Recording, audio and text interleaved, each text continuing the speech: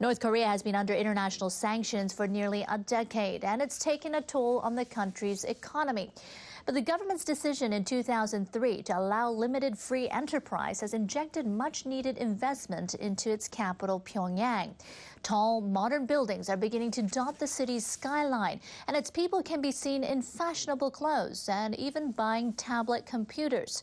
Foreign reporting is still highly restricted in North Korea, but NHK World was allowed to visit from late August to early September.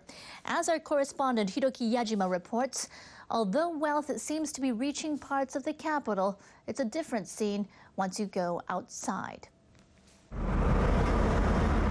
This is becoming an increasingly popular way to get around Pyongyang. Just a few years ago, the number of taxis were few and far between. But this driver tells me they are now on the rise. Our supreme leader, Kim Jong-un, says he wants to increase the number of taxis in Pyongyang to 1,000. There are already more than 500 on the streets. A 6-kilometer ride costs just $3. It may not sound too expensive, but for the average citizens here, it's about 1/10 their monthly wage. Taxis are still very much reserved for the rich. But the government says more and more people are becoming members of the upper class. This residential area of Pyongyang is covered with high-rise buildings where only the most privileged classes can afford to live. And many more towers are currently under construction.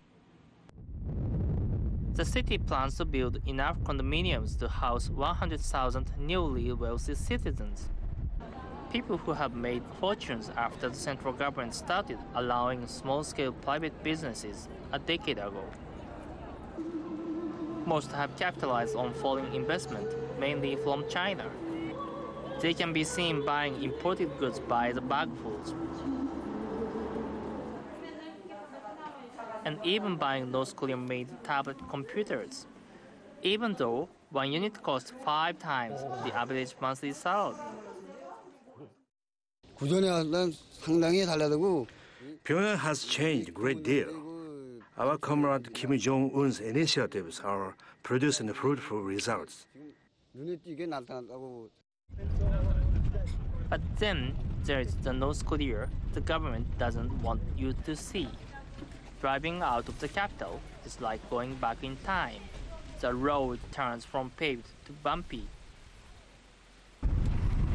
Steady stream of cars replaced with ox-pulled carts and vehicles that run on charcoal.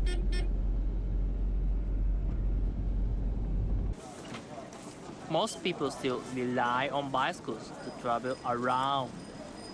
But North Korean officials don't talk about these issues. They'd rather focus on what they say is a country's rising rich and government policies that have stimulated economic growth. Like this ski resort, about 3 hours from Pyongyang, currently being built by some 10,000 soldiers and students. Officials say it's expected to be complete this year.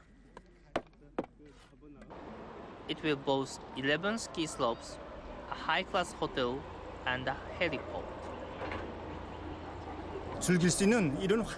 This resort aims to be profitable, but it's also a place where North Koreans, including the young, can enjoy skiing.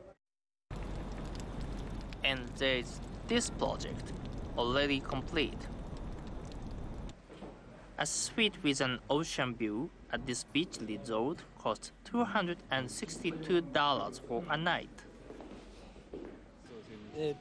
We came from Pyongyang. I feel very good. People can enjoy themselves at resorts like this thanks to the profound love of our leader, Kim Jong-un. A luxury getaway for North Koreans lucky enough to benefit from the government's economic reforms. Officials want to give the impression the entire country is booming. But the contrast between the capital and the countryside suggests a different story. Hyokyu Ajmal, NHK World, Pyongyang.